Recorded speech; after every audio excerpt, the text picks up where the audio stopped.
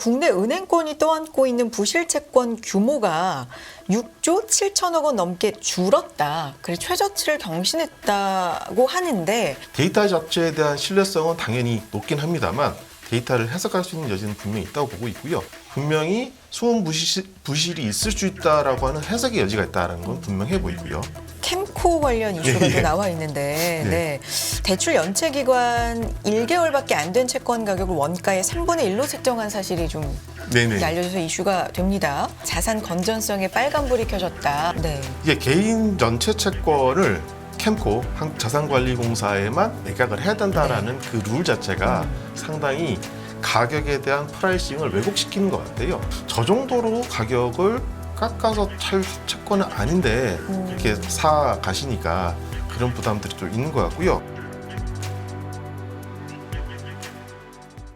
자, 굿모닝 인포맥스 수요일에 또 채권에 대한 얘기 해보는 시간 갖고 있습니다. 이분 모셔서 채권 얘기 또 시장 전반적인 이야기도 여쭤보겠습니다. 대신증권 FICC 리서치의 공동납 부장님 어서 오세요. 네, 안녕하십니까. 안녕하십니까. 저번 주에 이어서 한 번 더 이제 나오셨습니다. 중요한 날짜라서 다시 나왔습니다. 아유, 감사합니다. 네. 오늘 어떤 얘기가 제일 중요할까요? 역시나 내일 있을 FOMC 일정일 것 같고요. 여러 가지 질문도 많이 사전에 좀 주시긴 하셨는데요. 기승전 FOMC가 될 것 같습니다. 네. 그렇군요. FOMC 베이비 스텝 인상은 거의 기정사실화인데 어떻게 보십니까?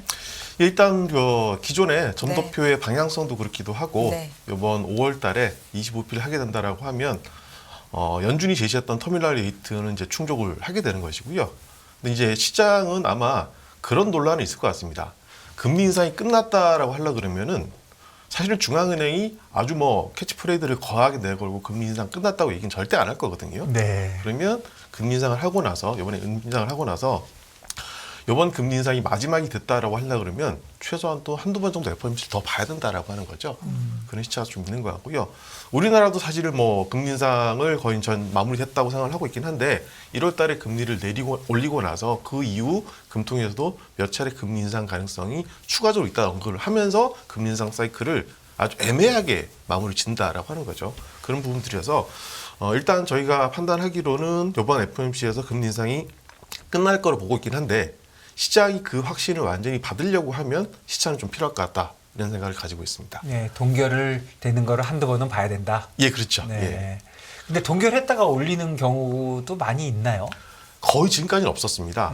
인상 사이클 자체가 어느 정도 이제 사이클을 형성을 하다 보니까 금리를 내리든 올리든 간에 한번 중단을 하면 그다음부터는 이제 기존 게 끝났다고 생각을 하긴 하는데 이번에 워낙 이제 물가 환경이 특수하기도 하고 특히나 이제 어제 저도 이제 방금 앞선 이제 발표자께서 말씀하셨는데 호주 쪽 같은 경우가 금리 인상 끝났다고 했는데 완전히 꺼진 불도 다시 보자가 된 거지 않습니까?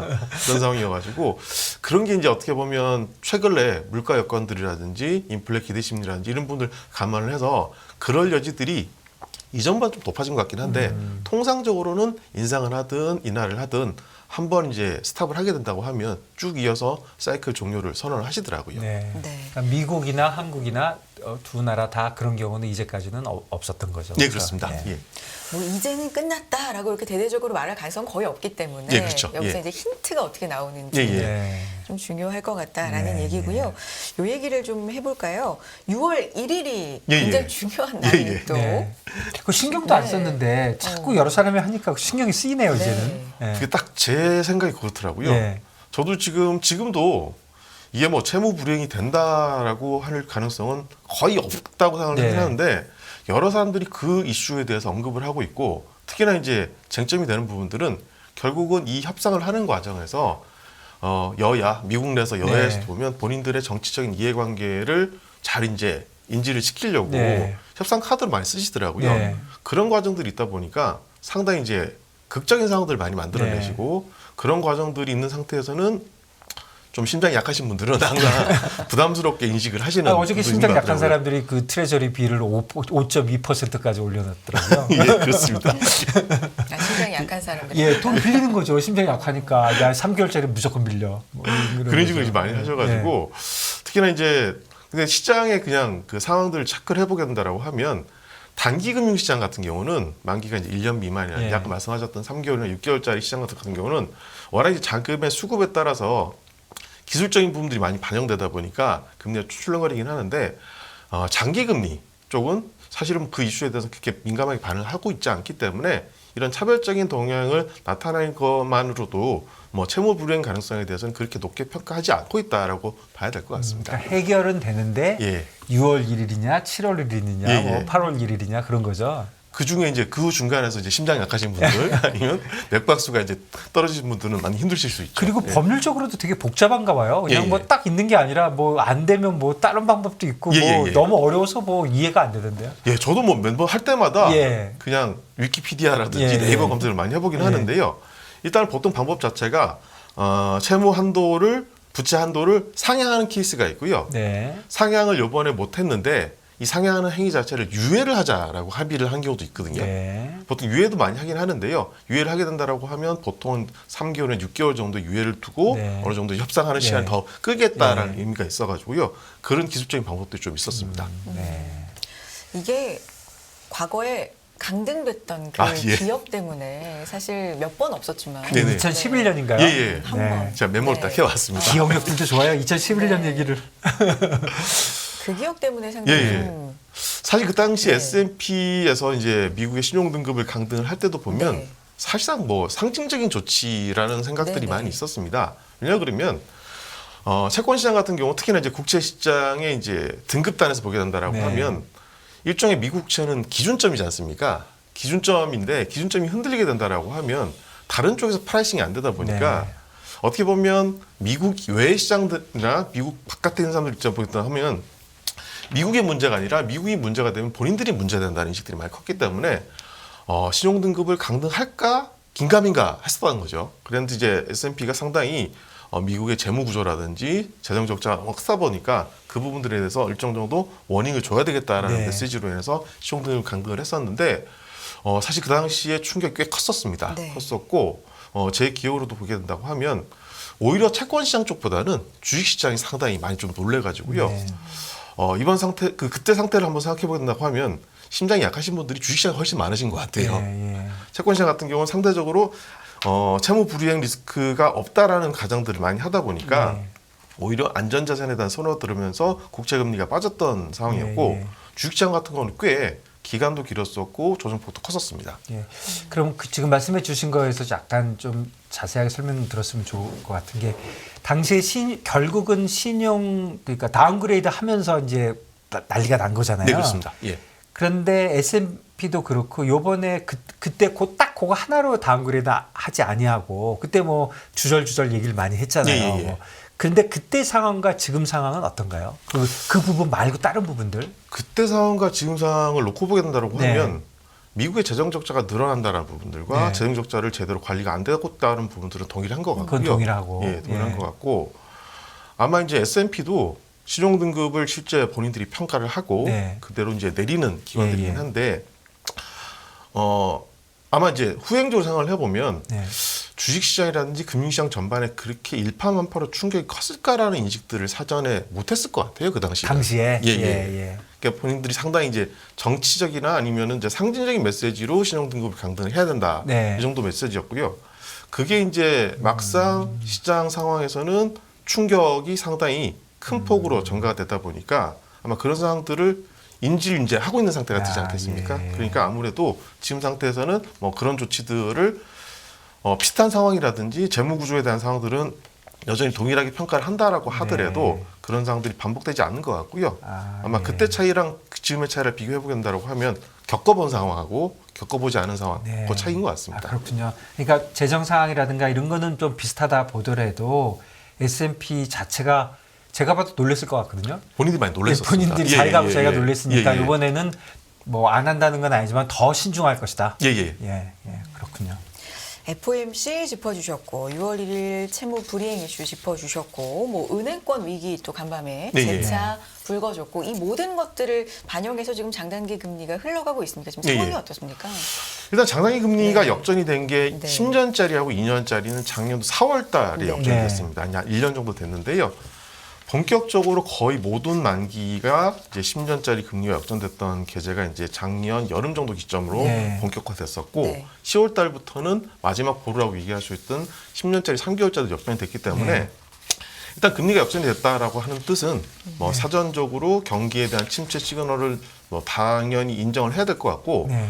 그 시기를 뭐 4월 달, 7월 달, 10월 달 다입을 해서 역산을 해보게 된다라고 하면 최소한 올해 중에 한 번 정도는 경기 침체에 대한 징후들이 나타날 수 있는 네. 여지가 크다고 보고 있거든요. 네. 거기다 이제 은행권 위기가 겹쳤으니까 보통 이제 금융과 실물이 서로가 이제 거울 관계를 주지 않습니까? 네. 실물이 금융을 반영하고 금융이 실물을 반영한다라는 측면들이 있다고 한다 그러면 은행권의 위기가 한번 만들어지게 된다라고 하면 당연히 이 위기가 발생한 이후에 은행들의 대출 태도라든지 금융 여건 자체가 이전보다는 타이트해질 수밖에 없습니다. 네. 일단 금리 역전이 만들어져서 경기 침체에 대한 사전적인 분위기가 만들어진 상태에서 일정 정도 금융권에서 대출 태도라든지 금융을 경색시킬 수 있는 이런 이벤트가 발생했다고 하게 된다고 하면 이게 실물 경기에 영향을 미치게 된다고 하면 당연히 경기 침체 내지는 경기가 더 하강할 수 있는 여지는 커졌다고 보고 있고요. 네.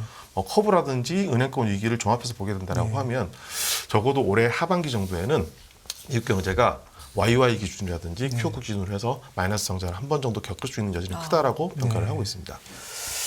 예, 그러면은 지금부터는 저 국내 시장 예, 예. 저희가 수요일 날 또 네. 국내 예. 채권 저희가 특집이니까 국내 채권은 뭐 특별히 어떤 이슈들이 있습니까?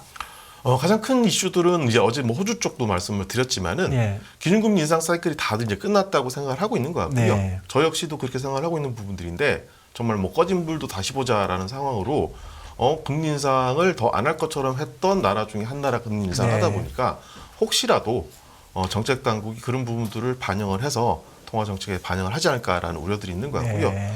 그 과정에서 환율도 계속 좀 부담이 되고 있는 것 같습니다. 네. 실질적으로 물가 이슈, 이제 어제도 물가가 꽤 레벨 다운된 숫자가 나왔었고 그간에 이제 금리 인상의 목적 중에 하나였던 부동산 문제, 가계부채 문제도 원하는 수준이 얼마인지 잘 모르겠지만 최소한도 쿨링 다운되고 있던 징후가 나타나고 있기 때문에 물가나 가계부채만 보게 된다라고 하면 금리를 더 올릴 만한 명분은 없어 보이긴 하는데 워낙 이제 환율 쪽 이슈들이 부각되고 있고 미국주의 금리 인상이라든지 다른 나라들의 변수가 생겼다는 부분들을 한국은행이 어떻게 이제 생각을 할지에 대한 네. 이런 관심들이 많이 커진 것 같습니다. 네.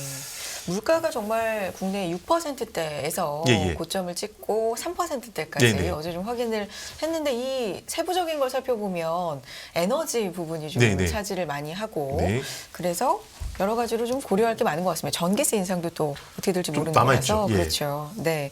자, 다음 얘기를 좀 해보면 근데 이런 상황에서 국내 은행권이 떠안고 있는 부실채권 규모가 6조 7천억 원 넘게 줄었다. 그래서 최저치를 경신했다고 하는데 그런데 이건 착시다. 뭐 이런 얘기도 좀 있고요. 예. 실제로 어떻게 보십니까, 부장님께서는? 일단 저희는 뭐 데이터를 네. 보고 판단을 해야 되는 입장이라서 이 데이터 자체가 뭐 그대로 리얼이니까 네. 그 자체가 왜곡됐다고 생각을 하지 않고 있긴 한데요. 네. 워낙 이제 코로나19 사태 이후에 우리나라도 마찬가지고 미국도 마찬가지긴 합니다만 네. 금융 지원 프로그램들이 엄청나게 가동이 많이 됐었습니다. 네. 소상공인들에 대한 대출도 뭐 만기를 유예를 해준다든지 미국 같은 경우는 모기지 같은 경우에도 보면 모기지 그 이자를 갚을 때 좀 유예를 해준다든지 이런 프로그램들이 많이 있었는데 그런 상태가 있어서 그게 반영된 데이터이기 때문에 데이터 자체에 대한 신뢰성은 당연히 높긴 합니다만 데이터를 해석할 수 있는 여지는 분명히 있다고 보고 있고요. 코로나19 때 그런 지원책이 있는데 그런 지원책들을 계속해서 할 수는 없다라고 하는 거죠. 네, 언젠가는 그렇죠. 그런 지원책들을 거둬들이게 된다라고 하면 그게 실질적으로 부채 위기라든지 부실채권으로 나타날 수 있는 여지가 있다라는 생각들을 다들 하고 계신 것 같아요. 그래서 저는 뭐 이 자체를 판단하기는 힘들긴 합니다만 분명히 수은 부실이 있을 수 있다라고 하는 해석의 여지가 있다는 건 분명해 보이고요. 그런 과정들이 당분간 이어지게 된다라고 하면 뭐 지표 자체가 발표돼서 뭐 지표 자체를 신뢰하지 않는다는 건 아니겠지만 혹시라도 뭔가 있지 않겠냐라고 하는 불확실성이라든지 부담감들은 계속해서 반복돼서 노출될 수 있다고 생각하고 예, 있습니다. 그러니까 코로나 때문에 자영업자가 너무 힘드니까 자영업자 이것저것 따지지 말고 연장해줘라. 예. 그리고 연장해줘도 부실채권으로 안 잡게 해줄게. 사실 이거잖아요. 네, 그렇습니다. 시작이. 예. 근데 그게 뭐 만기들이 있었잖아요. 뭐 예. 6개월 동안 그렇게 해라. 뭐 만기가 있었던 것 같은데 그런 게 지금 다가오고 있는 건가요? 중간중간에 계속해서 이제 유예를 해주시고 여러 번 했으니까. 예, 여러 번 했으니까요. 예, 예. 그런 상황들이 반복되다 보니까 그 과정에서 사업이 잘 돼서 네. 부채를 이제 청산을 하거나 채무를 좀 잘 떨어낼 네. 수 있는 분들 괜찮긴 하겠지만 그렇게 못하는 저 부채 채무자도 계실 네, 테니까 많이 있겠죠. 예, 예. 그런 부담들이 계속해서 노출될 수밖에 네. 없다는 생각을 하고 있습니다. 그럼 이제 앞으로 돌아올 때는 이런 게 연장이 될 가능성은 별로 없어 보이는 거죠. 이전보다는 많이 좀 낮아졌다고 예. 보고 있고요. 이 연장이 된다라고 하더라도 이전보다는 조건이 좀 타이트해질 수 있는 예. 것이 커지겠죠. 그러면 기존의 부실 아니었던 것들이 이제 부실로 좀 넘어가겠네요. 예, 예. 일정 정도 네. 뭐 데이터상으로는 뭐 착시 아닌 착시가 나타날 수밖에 없는 것이고 네. 그게 부각되게 된다라고 하면 어느 정도 우려가 있다라고 저는 생각을 하고 있습니다. 근데 뭐 어느 정도인지는 사실 알기가 굉장히 어렵네요. 사실 어렵습니다. 예, 이게 이건 발표를 하는 게 아니니까. 자영업자 대출이나 이런 데이터를 그렇죠. 보게 된다라고 하면 예. 한국은행도 데이터를 가공하거나 할 때 보면 예. 여러 가지 크로스 섹션으로 데이터를 많이 뽑아내지기 예. 때문에 데이터가 순으로는 잘 안 나오더라고요. 예. 네. 다음 얘기는 캠코 관련 이슈가 또 나와 있는데, 네.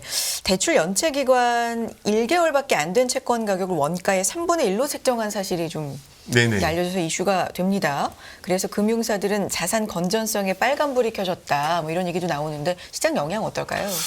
일단은 네. 이게 개인 전체 채권을 캠코 한국자산관리공사에만 매각을 해야 된다라는 그 룰 자체가 상당히 가격에 대한 프라이싱을 왜곡시키는 것 같아요.